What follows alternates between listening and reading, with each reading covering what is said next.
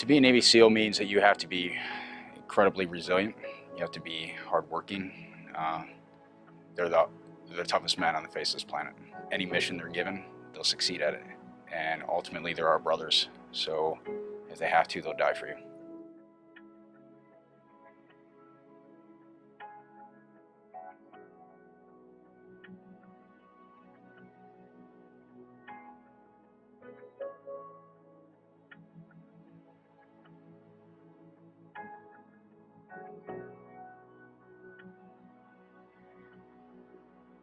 My daughter knows that I'm daddy, and she loves me just for that. And if you talk to her one-on-one, she'll tell you the 5 different nicknames she has of me, and I don't think one of them includes hero.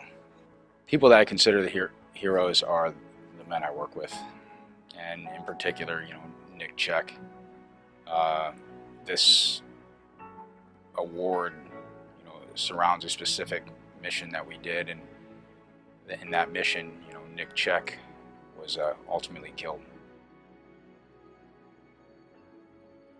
The mission that night was a hostage rescue mission. So to us, that is a no-fail mission. Our objective, our goal is to bring back an American hostage alive. So that night was December 8th in eastern Afghanistan, and it was a cold night.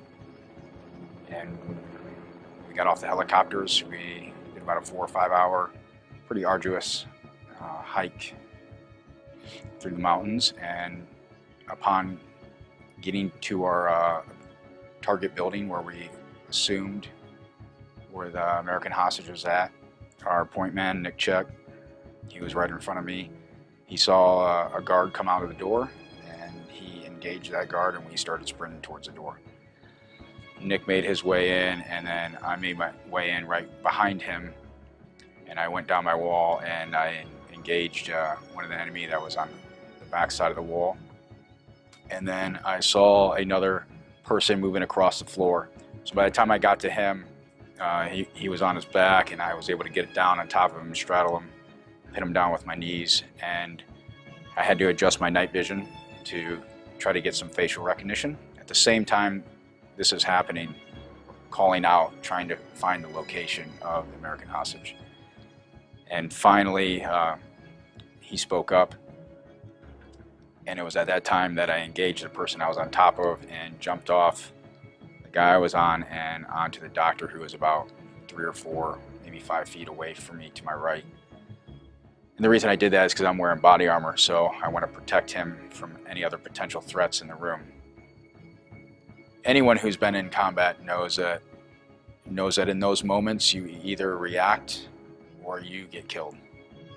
When I did that, there was a guy who was right behind him within arm's reach, who was armed, and I was able to pin that guy to the wall by his throat while I'm kind of holding the doctor and waiting for my teammates to come in and take care of that threat that was right next to us.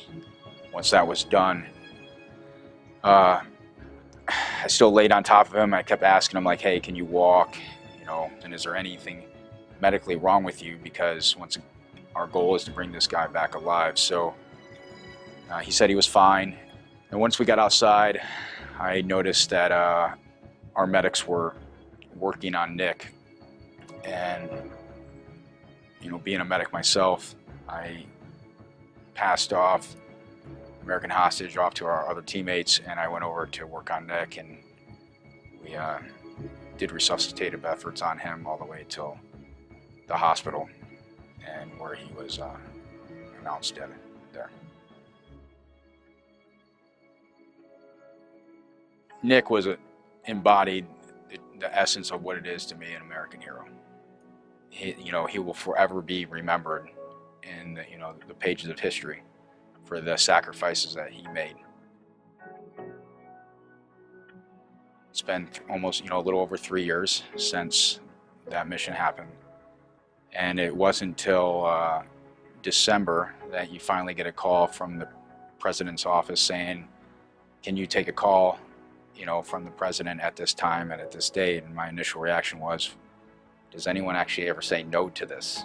It wasn't until he called and I got to speak to him, and he said, you know, congratulations, I looked at your award and I'm approving you to receive the Congressional Medal of Honor. And that's when it's like, okay, this is real. When I called my mom that night and told her, you know, I gotta love my mom. Her first question out of her mouth was, do you think I'll be able to come to it? And I was like, of course, Mom. I'm pretty sure you're gonna be allowed to come. So my initial reaction to it was, you know, that I felt very honored and very humbled, because now I'm going to be a representative for the Navy and Naval Special Warfare community, and there's a weight that carries with it, and that weight is the sacrifices that everybody has made within this community. Guys like Nick Check and all of our other brothers who have fallen, it's an affirmation once again of the job that we do, and an appreciation for the job that we do. I would not be able to do this job if it wasn't for the support of my family. It's impossible. They don't get any of the credit, you know, so it's a team in every aspect, at work and at home. Well, I'm going to continue being a SEAL, and I'm going to take whatever job or mission is next for me and just continue doing that. I don't have any plans on changing my job at this time. So, but I still love what I do, and as long as I'm still loving what I do, I'm going to continue doing